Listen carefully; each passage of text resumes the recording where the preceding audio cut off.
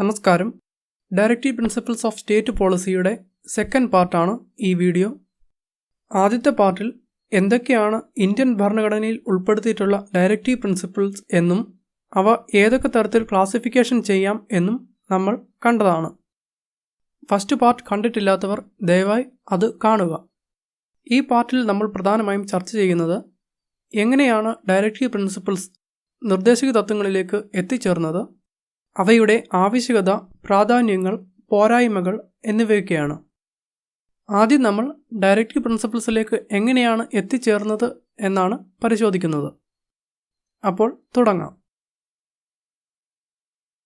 Sanction behind directive principles.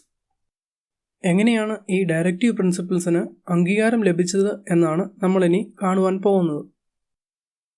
Sir B.N. Rao, the constitutional advisor to the Constituent Assembly, recommended that the rights of an individual should be divided into two categories, justiciable and non-justiciable, which was accepted by the drafting committee. ഭരണഘടനാ നിർമ്മാണ സമിതിയുടെ അഡ്വൈസറായിരുന്നു B.N. Rao. അദ്ദേഹത്തിൻ്റെ അഭിപ്രായത്തിൽ വ്യക്തികളുടെ അവകാശങ്ങൾ എന്ന് പറയുന്നത് രണ്ട് തരത്തിൽ, ജസ്റ്റിസേബിൾ ആൻഡ് നോൺ ജസ്റ്റിസേബിൾ എന്നിങ്ങനെ രണ്ടായി തരംതിരിക്കണം. ജസ്റ്റിസേബിൾ എന്ന് പറഞ്ഞാൽ ഏതെങ്കിലും അവകാശത്തിൻ്റെ വയലേഷൻ ഉണ്ടായാൽ കോടതി വഴി അത് ഇംപ്ലിമെൻറ്റ് ചെയ്യുവാൻ സാധിക്കും. എന്നാൽ നോൺ ജസ്റ്റിസേബിളിന് ഇത് സാധിക്കില്ല. അങ്ങനെ രണ്ട് തരത്തിലുള്ള അവകാശങ്ങൾ ഭരണഘടനയിൽ വേണം എന്ന് സർ B.N. Rao റെക്കമെൻഡ് ചെയ്തു. Consequently, the fundamental rights which are justiciable in nature are incorporated in Part 3 and the directive principles which are non-justiciable in nature are incorporated in Part 4 of the Constitution. അങ്ങനെ fundamental rights, മൗലിക അവകാശങ്ങൾ Indian ഭരണഘടനയുടെ part 3 ഉൾപ്പെടുത്തി. Fundamental rights എന്ന് പറയുന്നത് ജസ്റ്റിസബിൾ ആണ്. അതോടൊപ്പം directive principles, നിർദ്ദേശക തത്വങ്ങൾ ഇന്ത്യൻ ഭരണഘടനയുടെ പാർട്ട് 4 ഉൾപ്പെടുത്തി. ഡയറക്റ്റീവ് പ്രിൻസിപ്പിൾസ് എന്ന് പറയുന്നത് നോൺ ജസ്റ്റിസബിൾ ആണ്. Though the directive principles are non-justiciable, the Constitution, Article 37, makes it clear that these principles are fundamental in the governance of the country and it shall be the duty of the state to apply these principles in making laws. Directive principles അഥവാ നിർദ്ദേശക തത്വങ്ങൾ എന്ന് പറയുന്നത് non ജസ്റ്റിസബിൾ ആണെന്ന് നമുക്ക് അറിയാം. അതായത് അതിൻ്റെ വയലേഷൻ ഉണ്ടായാൽ ഇത് കോടതി വഴി ഇംപ്ലിമെൻറ്റ് ചെയ്യുവാൻ സാധിക്കില്ല. എന്നിരുന്നാലും ആർട്ടിക്കിൾ 37 വ്യക്തമായി പറയുന്നുണ്ട്, ഈ തത്വങ്ങൾ രാജ്യഭരണത്തിൽ മൗലികമായിരിക്കുന്നവ ആണ് എന്നും നിയമനിർമ്മാണത്തിൽ ഈ തത്വങ്ങൾ പ്രയോഗിക്കുന്നത് രാഷ്ട്രത്തിൻ്റെ കർത്തവ്യം ആയിരിക്കുന്നതും ആണ് എന്നും. അതായത് രാജ്യത്തിൻ്റെ ഭരണനിർവഹണത്തിന് ഒരു മാർഗനിർദ്ദേശം നൽകുകയാണ് ഈ തത്വങ്ങൾ ചെയ്യുന്നത്. ഇനി നമുക്ക് ഈ തത്വങ്ങളെപ്പറ്റിയുള്ള ചില അഭിപ്രായങ്ങൾ നോക്കാം. Alladi Krishnaswamy Iyer. No ministry responsible to the people can afford light-heartedly to ignore the provisions in Part 4 of the Constitution. Alladi Krishnaswamy അയ്യരുടെ അഭിപ്രായത്തിൽ ജനങ്ങളോട് ഉത്തരവാദിത്തമുള്ള ഗവൺമെൻറ്റുകൾക്ക് പാർട്ട് 4 ഉൾപ്പെടുത്തിയിരിക്കുന്ന ഈ വ്യവസ്ഥകളെ അങ്ങനെയൊന്നും അവഗണിക്കുവാൻ സാധിക്കില്ല എന്നാണ് അദ്ദേഹം പറയുന്നത്. അതായത് ഡയറക്റ്റീവ് പ്രിൻസിപ്പിൾസിന് അതിൻ്റേതായ പ്രാധാന്യം ഉണ്ട്. Dr. B.R. Ambedkar. A government which rests on popular vote can hardly ignore the directive principles while shaping its policy. If any government ignores them, it will certainly have to answer for that before the electorate at the election time. Doctor B.R. അംബേദ്കറുടെ അഭിപ്രായത്തിൽ ജനപക്ഷ ഗവൺമെൻറ്റുകൾക്ക് അവരുടെ നയങ്ങൾ രൂപപ്പെടുത്തുന്നതിൽ നിർദ്ദേശക തത്വങ്ങളിലെ വ്യവസ്ഥകളെ അവഗണിക്കുവാൻ സാധിക്കുകയില്ല. ഇനി അങ്ങനെ അവഗണിച്ചാൽ തിരഞ്ഞെടുപ്പ് സമയത്ത് അവർക്ക് ജനങ്ങളോട് അതിന് ഉത്തരം പറയേണ്ടി വരും. ഭരണനിർവഹണത്തിൽ ഡയറക്റ്റീവ് പ്രിൻസിപ്പിൾസിന് അതിൻ്റേതായ പ്രാധാന്യം ഉണ്ട് എന്ന് തന്നെയാണ് ഡോക്ടർ B.R. അംബേദ്കറും പറയുന്നത്. The framers of the Constitution made the directive principles non-justiciable and legally non-enforceable because നമ്മൾ പറഞ്ഞു ഡയറക്റ്റീവ് പ്രിൻസിപ്പിൾസ് എന്ന് പറയുന്നത് നോൺ ജസ്റ്റിസബിൾ ആണ്. ഇനി എന്തുകൊണ്ടാണ് ഈ directive principles non justiciable and non enforceable, കോടതി വഴി ഇംപ്ലിമെൻ്റ് സാധിക്കാത്ത വിധം ഇത് ഇന്ത്യൻ ഭരണഘടനയിൽ എന്തുകൊണ്ട് ഉൾപ്പെടുത്തി എന്നതിൻ്റെ കാരണങ്ങളാണ് നമ്മൾ നോക്കാൻ പോകുന്നത്. 1. The country did not possess sufficient financial resources to implement them. സ്വാതന്ത്ര്യ സമയത്ത് അല്ലെങ്കിൽ ഭരണഘടനാ നിർമ്മാണ സമയത്ത് നിർദ്ദേശക തത്വങ്ങളിൽ ഉൾപ്പെടുത്തിയിരിക്കുന്ന വ്യവസ്ഥകളെല്ലാം തന്നെ നിലവിൽ വരുത്തുവാൻ തക്ക സാമ്പത്തിക ശേഷി അന്ന് രാജ്യത്തിന് ഇല്ലായിരുന്നു. 2. The presence of vast diversity and backwardness in the country would stand in the way of their implementation. ആ സമയത്ത് ഇന്ത്യയുടെ വൈവിധ്യങ്ങൾ, രാജ്യത്തിൻ്റെ പിന്നോക്കാവസ്ഥ എന്നിവ ഈ തത്വങ്ങൾ നടപ്പിൽ വരുത്തുന്നതിന് തടസ്സമാകുമായിരുന്നു. 3. The newly born independent Indian state with its many preoccupations might be crushed under the burden unless it was free to decide the order, the time, the place and the model of fulfilling them. പുതിയതായി പിറവികൊണ്ട രാജ്യം എന്ന നിലയ്ക്ക് ഇന്ത്യക്ക് അന്ന് മറ്റു പല വെല്ലുവിളികളും നേരിടാനുണ്ടായിരുന്നു. അപ്പോൾ ഈ ഡയറക്റ്റീവ് പ്രിൻസിപ്പിൾസ് കൂടി ഇംപ്ലിമെൻ്റ് ചെയ്യാൻ നോക്കുമായിരുന്നു എങ്കിൽ വളരെയധികം പ്രശ്നങ്ങൾ ഉണ്ടാകുമായിരുന്നു. അതുകൊണ്ടാണ് അനുയോജ്യമായ മറ്റൊരു സമയത്ത് ഇംപ്ലിമെൻ്റ് ചെയ്യാൻ തക്ക വിധത്തിൽ ഡയറക്റ്റീവ് പ്രിൻസിപ്പിൾസ് നമ്മുടെ ഇന്ത്യൻ ഭരണഘടനയുടെ പാർട്ട് 4 ഉൾപ്പെടുത്തിയത്. ചുരുക്കി പറഞ്ഞാൽ ഭരണഘടനാ നിർമ്മാണ സമയത്ത് ഡയറക്റ്റീവ് പ്രിൻസിപ്പിൾസ് ഇംപ്ലിമെൻ്റ് ചെയ്യുവാനുള്ള റിസോഴ്സസോ സാഹചര്യമോ ഒന്നും തന്നെ ഇല്ലായിരുന്നു. അതുകൊണ്ടാണ് ഭാവിയിൽ ഇവ ഇംപ്ലിമെൻ്റ് ചെയ്യാം എന്ന ഉദ്ദേശത്തിൽ പാർട്ട് 4 നോൺ ജസ്റ്റിസബിളായി ഇവ ഉൾപ്പെടുത്തിയത്. അനുയോജ്യമായ സമയവും സാഹചര്യവും വരുമ്പോൾ ഇവ നടപ്പിലാക്കുവാൻ ശ്രമിക്കേണ്ടത് സ്റ്റേറ്റിൻ്റെ ഡ്യൂട്ടിയാണ്. Criticism of the directive principles. ഇനി ഈ നിർദ്ദേശക തത്വങ്ങൾക്കുള്ള വിമർശനങ്ങൾ എന്തൊക്കെയാണ് എന്ന് നോക്കാം.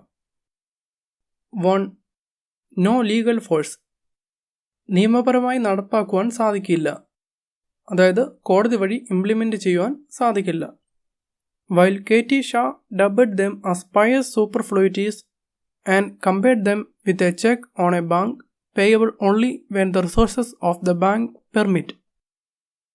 K.T. Shah ഈ നിർദ്ദേശക തത്വങ്ങളെ വിളിച്ചത് പയേഴ്സ് സൂപ്പർഫ്ലൂയിറ്റീസ് എന്നാണ്.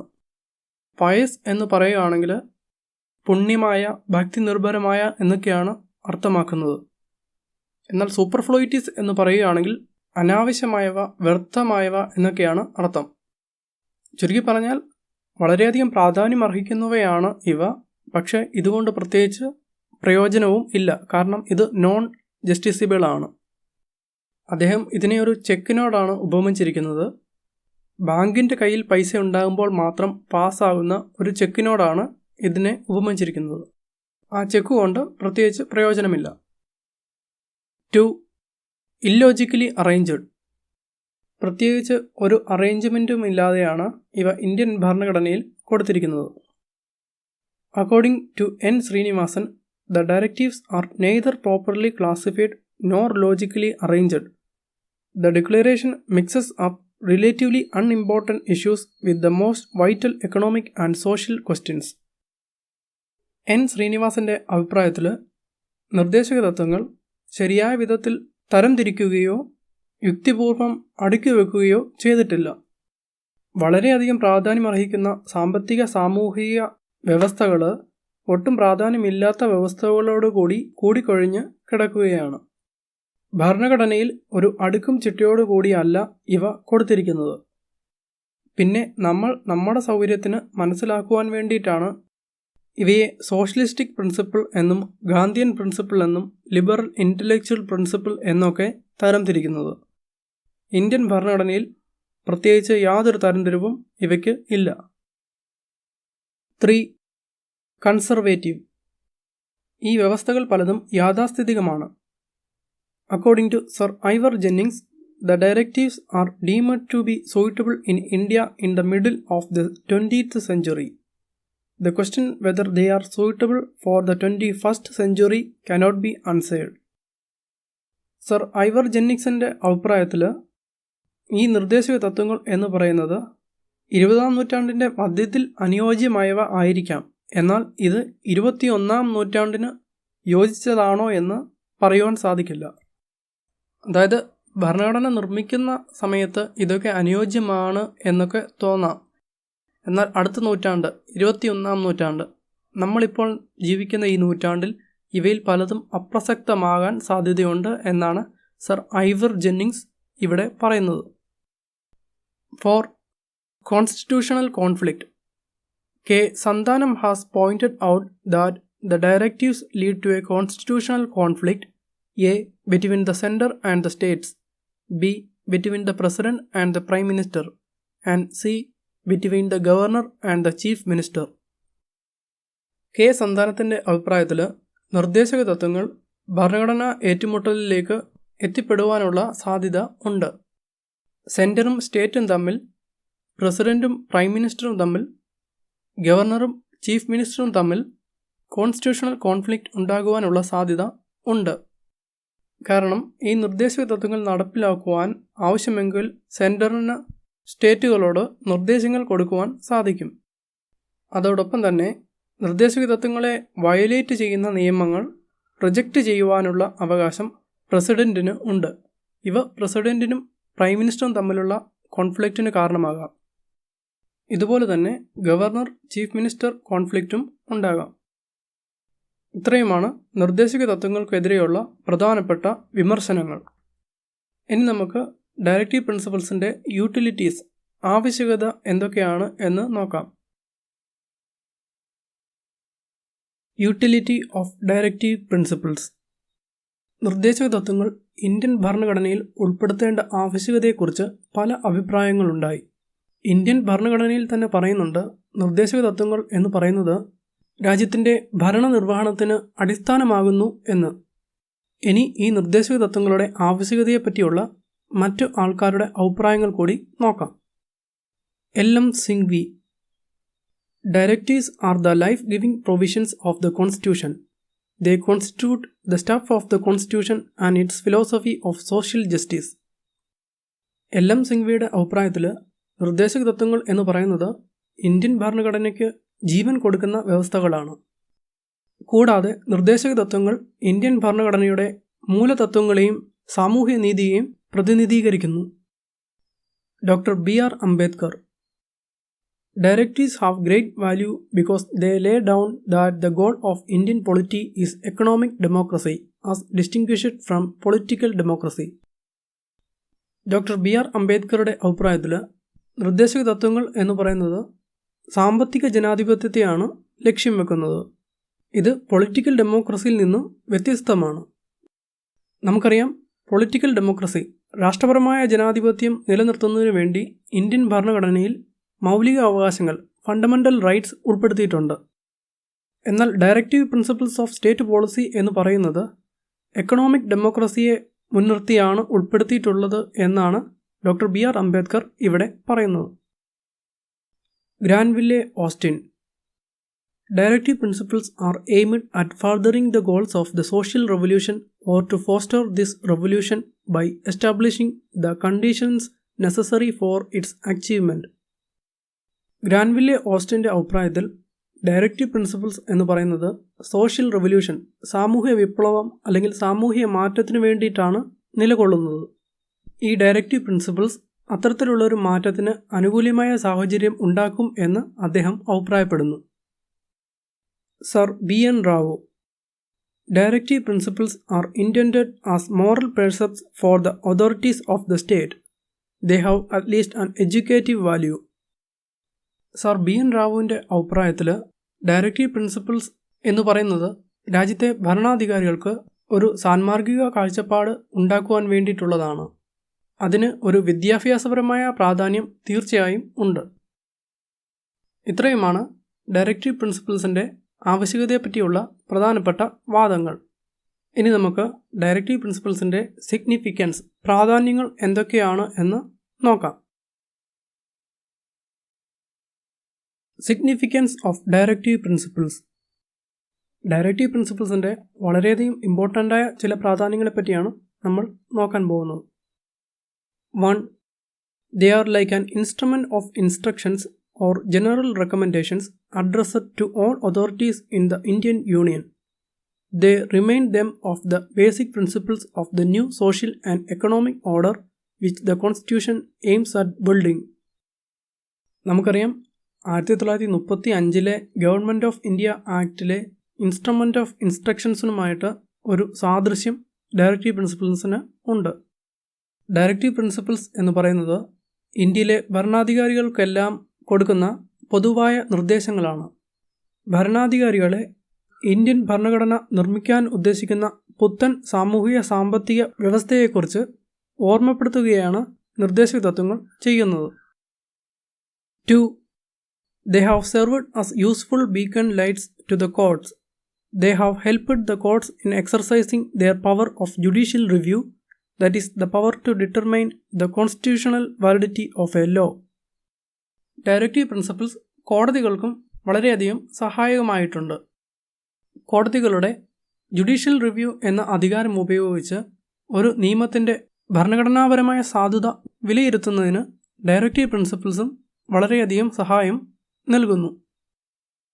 3. They form the dominating background to all state action, legislative or executive, and also a guide to the courts in some respects. Directive principles സ്റ്റേറ്റിൻ്റെ എല്ലാവിധ ലെജിസ്ലേറ്റീവ് ഓർ എക്സിക്യൂട്ടീവ് ആക്ഷനുകൾക്ക് മാർഗനിർദ്ദേശം നൽകുന്നു.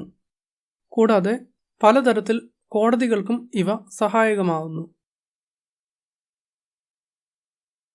4. They amplify the preamble which solemnly resolves to secure to all citizens of India justice, liberty, equality and fraternity. Directive principles Indian ഭരണഘടനയുടെ preamble ആമുഖത്തിൽ ഉൾപ്പെടുത്തിയിരിക്കുന്ന justice, liberty, equality and fraternity, നീതി, സ്വാതന്ത്ര്യം, തുല്യത, സാഹോദര്യം എന്നീ മൂല്യങ്ങളെ ഉയർത്തിപ്പിടിക്കുവാൻ സഹായിക്കുന്നു. 5. They facilitate stability and continuity in domestic and foreign policies in political, economic and social spheres in spite of the changes of the party in power. Directive principles എന്ന് പറയുന്നത് അധികാരത്തിലുള്ള party മാറി മാറി വന്നാലും നമ്മുടെ രാജ്യത്തിൻ്റെ രാഷ്ട്രപരമായും സാമ്പത്തികമായും സാമൂഹികപരവുമായും ഉള്ള ആഭ്യന്തര വിദേശ നയങ്ങൾക്ക് ഒരു സ്ഥിരതയും തുടർച്ചയും നൽകുവാൻ സഹായിക്കുന്നു. അതായത് ഗവൺമെൻറ് പോളിസികൾക്ക് ഒരു സ്ഥിരത കൈവരിക്കുവാൻ ഡയറക്റ്റീവ് പ്രിൻസിപ്പിൾസ് കാരണമാകുന്നു.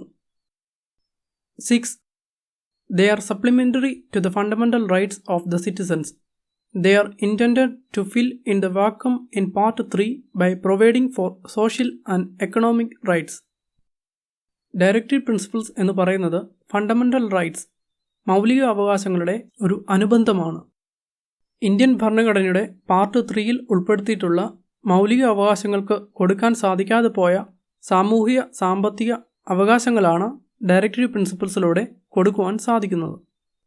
അതായത് ഫണ്ടമെൻ്റൽ റൈറ്റ്സ് എന്ന ഭാഗത്ത് പൊളിറ്റിക്കൽ റൈറ്റ്സ് ആണ് ഉൾപ്പെടുത്തിയിട്ടുള്ളത്.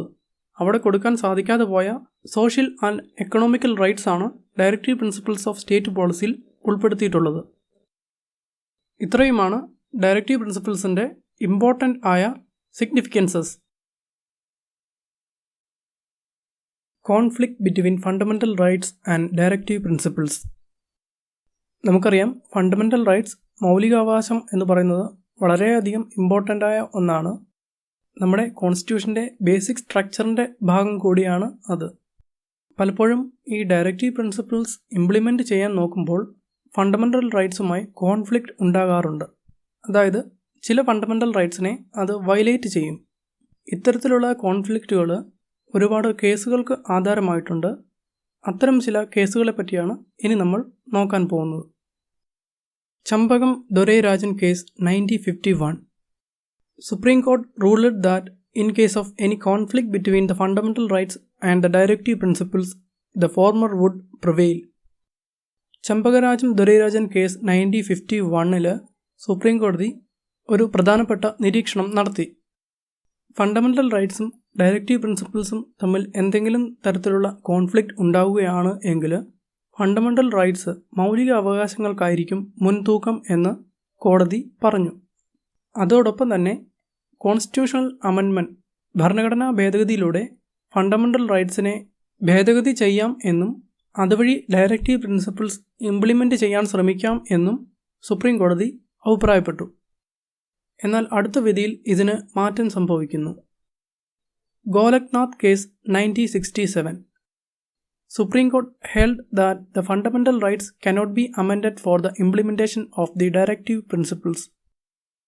1967 ഗോലക്നാഥ് കേസിൽ സുപ്രീം കോടതി പറഞ്ഞത് ഫണ്ടമെൻ്റൽ റൈറ്റ്സ് മൗലിക അവകാശം ഭേദഗതി ചെയ്യാൻ സാധിക്കില്ല എന്നാണ്. ചുരുക്കി പറഞ്ഞാൽ മൗലിക അവകാശം ഭേദഗതി ചെയ്ത് ഡയറക്റ്റീവ് പ്രിൻസിപ്പിൾസ് ഇംപ്ലിമെൻ്റ് ചെയ്യുവാൻ സാധിക്കില്ല എന്ന്. ഇത് വലിയ പ്രശ്നങ്ങൾക്ക് വഴിവെച്ചു. ഇതിനെ മറികടക്കുവാനായി പാർലമെൻറ്റ് 24, 25 എന്നീ ഭരണഘടനാ ഭേദഗതികൾ കൊണ്ടുവന്നു. അതുപ്രകാരം ഇന്ത്യൻ ഭരണഘടനയിൽ ആർട്ടിക്കിൾ 31(c)യിൽ 2 വ്യവസ്ഥകൾ കൂട്ടിച്ചേർത്തു. ഒന്ന്, ഡയറക്റ്റീവ് പ്രിൻസിപ്പിൾസ് ഇംപ്ലിമെൻ്റ് ചെയ്യുവാൻ വേണ്ടി ഫണ്ടമെൻ്റൽ റൈറ്റ്സ് അമെൻഡ് ചെയ്യുവാൻ സാധിക്കും. 2, ഇത്തരം കാര്യങ്ങൾ കോടതിയിൽ ചോദ്യം ചെയ്യുവാൻ സാധിക്കില്ല. Kesavananda Bharati case 1973.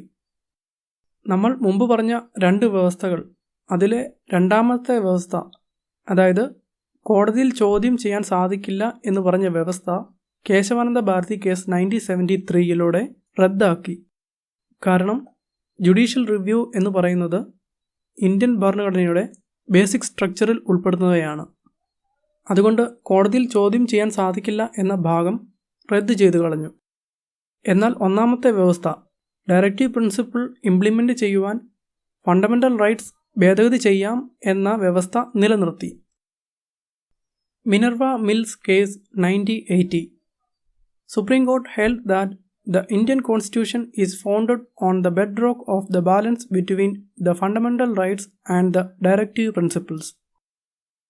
1980 Minerva Mills കേസിൽ സുപ്രീം കോടതി മറ്റൊരു സുപ്രധാനമായ നിരീക്ഷണം കൂടി നടത്തി. ഇന്ത്യൻ ഭരണഘടനയുടെ അടിത്തറ നിർമ്മിച്ചത് മൗലിക അവകാശങ്ങളുടെയും നിർദ്ദേശക തത്വങ്ങളുടെയും കൃത്യമായ ബാലൻസിലൂടെ തന്നെയാണ്. അതായത് ഫണ്ടമെൻ്റൽ റൈറ്റ്സിനും ഡയറക്റ്റീവ് പ്രിൻസിപ്പിൾസിനും രണ്ടിനും അതിൻ്റേതായ പ്രാധാന്യം ഉണ്ട് എന്ന് സുപ്രീം കോടതി ഈ വിധിയിലൂടെ വ്യക്തമാക്കി. ഇവ തമ്മിലുള്ള ബാലൻസ് എന്ന് പറയുന്നത് ഇന്ത്യൻ കോൺസ്റ്റിറ്റ്യൂഷൻ്റെ ബേസിക് സ്ട്രക്ചറിൻ്റെ ഒരു പ്രധാന സവിശേഷതയാണ്. ഇപ്പോൾ നിലവിലെ സാഹചര്യം എന്താണ് എന്ന് വെച്ചാൽ ഫണ്ടമെൻ്റൽ റൈറ്റ്സിനാണ് കൂടുതൽ മുൻതൂക്കം. എന്നാൽ ഡയറക്റ്റീവ് പ്രിൻസിപ്പിൾ ഇംപ്ലിമെൻ്റ് ചെയ്യുവാൻ നമുക്ക് ഫണ്ടമെൻ്റൽ റൈറ്റ്സിനെ അമെൻഡ് ചെയ്യാം. പക്ഷേ അതൊരിക്കലും ഇന്ത്യൻ ഭരണഘടനയുടെ ബേസിക് സ്ട്രക്ചറിനെ അഫക്റ്റ് ചെയ്യാൻ പാടില്ല. ഫണ്ടമെൻ്റൽ റൈറ്റ്സും ഡയറക്റ്റീവ് പ്രിൻസിപ്പിൾസും തമ്മിലുള്ള കോൺഫ്ലിക്റ്റിനെ പറ്റി നമ്മൾ ചർച്ച ചെയ്തു കഴിഞ്ഞു. ഇനി നമുക്ക് ഇവ തമ്മിൽ ഒന്ന് കമ്പയർ ചെയ്തു നോക്കാം. Fundamental rights. 1. These are negative as they prohibit the state from doing certain things. Fundamental rights, മൗലിക അവകാശം എന്ന് പറയുന്നത് ഒരു നെഗറ്റീവ് കാര്യമാണ്. ഇത് പൗരന്മാർക്ക് അവകാശങ്ങൾ കൊടുത്തുകൊണ്ട് സ്റ്റേറ്റിനെ ചില കാര്യങ്ങൾ ചെയ്യുന്നതിൽ നിന്നും തടയുന്നു. പൗരന്മാരുടെ അവകാശങ്ങളെ ഹനിക്കുന്ന ഒരു കാര്യവും സ്റ്റേറ്റിന് ചെയ്യാൻ സാധിക്കില്ല. അതുകൊണ്ട് തന്നെ ഫണ്ടമെൻ്റൽ റൈറ്റ്സ് ഒരു നെഗറ്റീവ് കാര്യമാണ്. Directive principles. 1. These are positive. They require the state to do certain things. നിർദ്ദേശക തത്വങ്ങൾ എന്ന് പറയുന്നത് ഒരു പോസിറ്റീവ് ആസ്പെക്റ്റ് ആണ്. അതായത് ഇത് സ്റ്റേറ്റിനെ ചില കാര്യങ്ങൾ ചെയ്യാൻ പ്രേരിപ്പിക്കുകയാണ്. തടയുകയല്ല, മറിച്ച് പ്രേരിപ്പിക്കുകയാണ്. പോസിറ്റീവ് കാര്യമാണ്. 2. They are justiciable. That is, they are legally enforceable by the courts in case of their violation. Fundamental right എന്ന് പറയുന്നത് ജസ്റ്റിസബിൾ ആണ്. അതായത് അതിൻ്റെ ലംഘനം ഉണ്ടായാൽ കോടതി വഴി അത് നടപ്പാക്കുവാൻ സാധിക്കും. Directive principles. 2. These are non-justiciable. That is, they are not legally enforceable by the courts for their violation.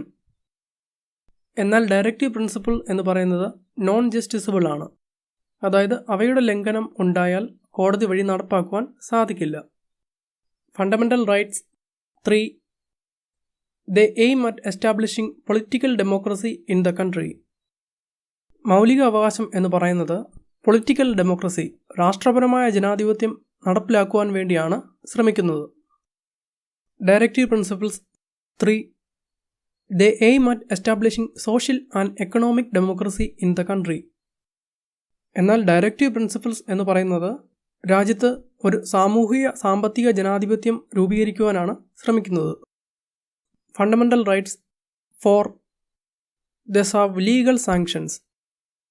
മൗലിക അവകാശങ്ങൾക്ക് നിയമപരമായ അംഗീകാരം ഉണ്ട്. കോടതി വഴി ഇംപ്ലിമെൻ്റ് ചെയ്യാൻ സാധിക്കുന്നു എന്നതുകൊണ്ട് തന്നെ നിയമപരമായി അതിനൊരു അംഗീകാരം ഉണ്ട്. Directive principles 4. These have moral and political sanctions. എന്നാൽ ഡയറക്റ്റീവ് പ്രിൻസിപ്പിൾസ് നിർദ്ദേശക തത്വങ്ങൾക്ക് ധാർമ്മികപരവും രാഷ്ട്രീയപരവുമായ അംഗീകാരമാണ് ഉള്ളത്. നോൺ ജസ്റ്റിസബിൾ ആയതുകൊണ്ട് തന്നെ ഇതിനൊരു നിയമപരമായ അംഗീകാരം ഇല്ല. എന്നാൽ ധാർമ്മികപരമായും രാഷ്ട്രീയപരമായും ഇതിന് പ്രാധാന്യം ഉണ്ട്. Fundamental rights 5. They promote the welfare of the individual. Hence, they are personal and individualistic. മൗലിക അവകാശം എന്ന് പറയുന്നത് ഓരോ വ്യക്തിക്കും അവകാശങ്ങൾ കൊടുക്കുകയാണ്. അതായത് വ്യക്തികളുടെ ക്ഷേമത്തിനു വേണ്ടി പ്രവർത്തിക്കുന്ന വ്യക്തി കേന്ദ്രീകൃതമാണ് ഇത്. Directive principles 5. They promote the welfare of the community. Hence, they are societarian and socialistic. Directive principles എന്ന് പറയുന്നത് വ്യക്തി കേന്ദ്രീകൃതമല്ല, മറിച്ച് ഒരു സമൂഹത്തിൻ്റെ ആകെ ക്ഷേമത്തിനു വേണ്ടി ഉള്ളവയാണ്. ഒരു സോഷ്യലിസ്റ്റിക് നേച്ചറാണ് ഇതിന് ഉള്ളത്. Fundamental rights 6. They do not require any legislation for their implementation. They are automatically enforced. മൗലിക അവകാശം നടപ്പിൽ വരുത്തുവാൻ പ്രത്യേക നിയമനിർമ്മാണത്തിൻ്റെ ആവശ്യം ഇല്ല. അല്ലാതെ തന്നെ നിയമസാധുത ഉള്ളവയാണ് fundamental rights. Directive principles 6. They require legislation for their implementation. They are not automatically enforced. എന്നാൽ ഏതെങ്കിലും ഡയറക്റ്റീവ് പ്രിൻസിപ്പിൾസ് നടപ്പിലാക്കണമെങ്കിൽ നിയമനിർമ്മാണം ആവശ്യമാണ്. അല്ലാത്ത പക്ഷം അതിന് നിയമസാധുത ഇല്ല. Fundamental rights 7. The courts are bound to declare a law violative of any of the fundamental rights as unconstitutional and invalid. മൗലിക അവകാശങ്ങളെ ഹനിക്കുന്ന തരത്തിലുള്ള ഏതെങ്കിലും നിയമത്തെ റദ്ദ് ചെയ്യുവാനുള്ള അധികാരം കോടതികൾക്ക് ഉണ്ട്. അത്രമാത്രം ഒരു വില മൗലിക അവകാശങ്ങൾക്ക് ഉണ്ട്. Directive principles 7. The courts cannot declare a law violative of any of the directive principles as unconstitutional and invalid. However, they can uphold the validity of a law on the ground that it was enacted to give effect to a directive. ഇനി directive പ്രിൻസിപ്പിൾസിൻ്റെ കാര്യത്തിലേക്ക് വരുമ്പോൾ ഏതെങ്കിലും ഒരു നിയമം directive പ്രിൻസിപ്പിൾസിനെ ഹനിക്കുകയാണ് എങ്കിൽ അവയെ റദ്ദ് ചെയ്യുവാൻ കോടതിക്ക് സാധിക്കുകയില്ല. എന്നാൽ ഒരു നിയമം ഏതെങ്കിലും ഒരു ഡയറക്റ്റീവ് പ്രിൻസിപ്പിളിനെ നടപ്പിൽ വരുത്തുവാൻ വേണ്ടി കൊണ്ടുവരികയാണ് എങ്കിൽ അവയെ ഉയർത്തിപ്പിടിക്കുവാൻ കോടതിക്ക് സാധിക്കും. അതായത് ഡയറക്റ്റീവ് പ്രിൻസിപ്പിൾസിനെ നടപ്പിൽ വരുത്തുവാൻ വേണ്ടി കൊണ്ടുവരുന്ന നിയമങ്ങൾക്ക് അല്പം കൂടെ പ്രാധാന്യം കൊടുക്കാം. ഇത്രയുമാണ് ഫണ്ടമെൻ്റൽ റൈറ്റ്സ് മൗലിക അവകാശങ്ങളും ഡയറക്റ്റീവ് പ്രിൻസിപ്പിൾസ് നിർദ്ദേശക തത്വങ്ങളും തമ്മിലുള്ള പ്രധാനപ്പെട്ട ഒരു കമ്പാരിസൺ. ഇനി നമുക്ക് ഈ ഡയറക്റ്റീവ് പ്രിൻസിപ്പിൾസ് ഇംപ്ലിമെൻ്റ് ചെയ്യാൻ നടപ്പിൽ വരുത്തുവാൻ വേണ്ടി ചെയ്ത കുറച്ച് ഇനിഷ്യേറ്റീവുകളെക്കുറിച്ച് പരിചയപ്പെടാം. Implementation of directive principles. ഏതൊക്കെ തരത്തിലാണ് നിർദ്ദേശക തത്വങ്ങൾ നടപ്പിൽ വരുത്തുവാൻ ശ്രമിച്ചത് എന്നാണ് നമ്മൾ ഇവിടെ കാണുവാൻ പോകുന്നത്. വളരെ പ്രധാനപ്പെട്ട ഇനിഷ്യേറ്റീവ്സ് മാത്രമേ നമ്മളിവിടെ ഡിസ്കസ് ചെയ്യുന്നുള്ളൂ. 1. The Planning Commission was established in 1950 to take up the development of the country in a planned manner. The successive 5-year plans aimed at securing socio-economic justice and reducing inequalities of income, status and opportunities. In 2015, the Planning Commission was replaced by a new body called Niti Aayog. രാജ്യത്തിൻ്റെ വികസനം ഒരു ആസൂത്രണമായ രീതിയിൽ ചെയ്യുവാൻ വേണ്ടി 1950 planning commission രൂപീകരിച്ചു. Planning കമ്മീഷന്റെ നേതൃത്വത്തിൽ പഞ്ചവത്സര പദ്ധതികളിലൂടെ വരുമാനം, പദവി, അവസരങ്ങൾ എന്നിവയിലെ അസമത്വങ്ങൾ കുറയ്ക്കുവാനും രാജ്യത്ത് സാമൂഹിക സാമ്പത്തിക നീതി ഉറപ്പുവരുത്തുവാനും ശ്രമിച്ചു. 2015 പ്ലാനിംഗ് കമ്മീഷന് പകരമായി പുതിയൊരു ബോഡി നീതി ആയോഗ് നിലവിൽ വന്നു. 2. almost all the states have passed land reform laws to bring changes in the agrarian society and to improve the conditions of the rural masses. ഒരുവിധം എല്ലാ സംസ്ഥാനങ്ങളും തന്നെ കാർഷിക സമൂഹത്തിൻ്റെയും ഗ്രാമങ്ങളുടെയും നില മെച്ചപ്പെടുത്തുവാൻ വേണ്ടി ഭൂപരിഷ്കരണ നിയമങ്ങൾ കൊണ്ടുവന്നു. 3. The Minimum Wages Act 1948, the Payment of Wages Act 1936, and so on have been enacted to protect the interests of the labor sections. തൊഴിലാളി വിഭാഗത്തിൻ്റെ താൽപ്പര്യങ്ങൾ സംരക്ഷിക്കപ്പെടുവാൻ വേണ്ടി minimum wages act 1948, payment of wages act 1936 തുടങ്ങിയ ഒരുപാട് നിയമങ്ങൾ കൊണ്ടുവന്നു. 4. The Maternity Benefit Act 1961 and the Equal Remuneration Act 1976 have been made to protect the interest of women workers. ഇനി സ്ത്രീ തൊഴിലാളികളുടെ താൽപ്പര്യങ്ങൾ സംരക്ഷിക്കുവാൻ വേണ്ടി the maternity benefit act 1961, equal remuneration act 1976 തുടങ്ങിയ നിയമങ്ങൾ കൊണ്ടുവന്നു. ഇത്തരം നിയമങ്ങളിലൂടെ സ്ത്രീകൾക്ക് തുല്യവേതനം തുടങ്ങിയ ആനുകൂല്യങ്ങളൊക്കെ ലഭിക്കുവാൻ തുടങ്ങി. 5. The Legal Services Authorities Act 1987 has established a nationwide network to provide free and competent legal aid to the poor and to organize Lok Adalats for promoting equal justice. സാധാരണക്കാരായ ജനങ്ങൾക്ക് തുല്യനീതിയും സൗജന്യമായ നിയമസഹായവും ലഭിക്കുവാൻ വേണ്ടി 1987 the legal services authorities act കൊണ്ടുവന്നു. അതുവഴി ലോക് അദാലത്തൊക്കെ conduct ചെയ്യുവാൻ തുടങ്ങി. 6. Khadi and village industries board, Khadi and village industries commission, small scale industries board, national small industries corporation, handloom board, handicrafts board, coir board, silk board and so on have been set up for the development of cottage industries in rural areas. ഗ്രാമപ്രദേശങ്ങളിൽ കുടിൽ വ്യവസായങ്ങളെ പ്രോത്സാഹിപ്പിക്കുവാൻ വേണ്ടി മുകളിൽ പറഞ്ഞ ബോർഡുകളെല്ലാം തന്നെ രൂപീകരിച്ചു. ഇത്തരം ബോർഡുകളൊക്കെ തന്നെ കുടിൽ വ്യവസായങ്ങളെയും ചെറുകിട സംരംഭങ്ങളെയൊക്കെ പ്രോത്സാഹിപ്പിക്കുന്നു. 7. The Wildlife Protection Act 1972 and the Forest Conservation Act 1980 have been enacted to safeguard the wildlife and the forest respectively. വന്യജീവികളുടെ സംരക്ഷണത്തിനു വേണ്ടി the wild life protection act 1972, വനങ്ങളുടെ സംരക്ഷണത്തിനു വേണ്ടി ഫോറസ്റ്റ് കൺസർവേഷൻ ആക്ട് 1980 മുതലായവ കൊണ്ടുവന്നു. 8. 3-tier panchayat raj system at village, taluka and zila level has been introduced to translate into reality Gandhiji's dream of every village being a republic. ഓരോ ഗ്രാമവും സ്വയം പര്യാപ്തത കൈവരിക്കുക എന്ന ഗാന്ധിജിയുടെ സ്വപ്നം സാക്ഷാത്കരിക്കുവാൻ വേണ്ടി പഞ്ചായത്ത് രാജ് സിസ്റ്റം കൊണ്ടുവന്നു. വില്ലേജ്, താലൂക്ക്, ജില്ലാ തലം എന്നിങ്ങനെ 3 ലെവൽ ഈ പഞ്ചായത്ത് രാജ് സിസ്റ്റത്തിന് ഉണ്ട്. 9. Various national level commissions have been established to promote and protect the social, educational and economic interest of the weaker sections of the society. രാജ്യത്തെ പിന്നോക്കാവസ്ഥയിൽ നിൽക്കുന്ന വിഭാഗങ്ങളുടെ സാമൂഹിക, സാമ്പത്തിക, വിദ്യാഭ്യാസപരമായ താൽപ്പര്യങ്ങൾ സംരക്ഷിക്കുവാൻ വേണ്ടി വിവിധ കമ്മീഷനുകൾ രൂപീകരിച്ചു. നമുക്കറിയാം രാജ്യത്ത് SC, ST, OBC, വുമൺ ഇങ്ങനെ പല കമ്മീഷനുകൾ നിലവിലുണ്ട്. 10. The Criminal Procedure Code 1973 separated the judiciary from the executive in the public services of the state. പൊതുസേവനങ്ങളുടെ കാര്യത്തിൽ എക്സിക്യൂട്ടീവിനുണ്ടായിരുന്ന ജുഡീഷ്യൽ അധികാരങ്ങൾ 1973 ക്രിമിനൽ പ്രൊസീജിയർ കോഡിലൂടെ വേർപെടുത്തി. ഇത് സെപ്പറേഷൻ ഓഫ് പവർ ഡോക്ടറിനെ സഹായിക്കും. 11. The Ancient and Historical Monument and Archaeological Sites and Remains Act 1951 has been enacted to protect the monuments, places and objects of national importance. ദേശീയ പ്രാധാന്യമുള്ള സ്ഥലങ്ങൾ, സാധനങ്ങൾ, സ്മാരകങ്ങൾ എന്നിവ സംരക്ഷിക്കുവാൻ വേണ്ടി The Ancient and Historical Monument and Archaeological Sites and Remains Act 1951 കൊണ്ടുവന്നു. 12. Primary health centers and hospitals have been established throughout the country to improve the public health. രാജ്യത്തെ പൊതുജനാരോഗ്യം മെച്ചപ്പെടുത്തുന്നതിനു വേണ്ടി പ്രാഥമിക ആരോഗ്യ കേന്ദ്രങ്ങളും ആശുപത്രികളും നിർമ്മിച്ചു. 13. India has been following the policy of non-alignment and Panchasheel to promote international peace and security.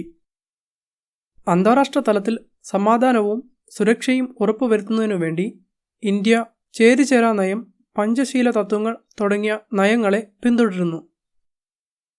ഇത്രയുമാണ് directive പ്രിൻസിപ്പിൾസിനെ നടപ്പിൽ വരുത്തുവാൻ വേണ്ടി നമ്മൾ കൈക്കൊണ്ട പ്രധാനപ്പെട്ട ഇനിഷ്യേറ്റീവ്സ്.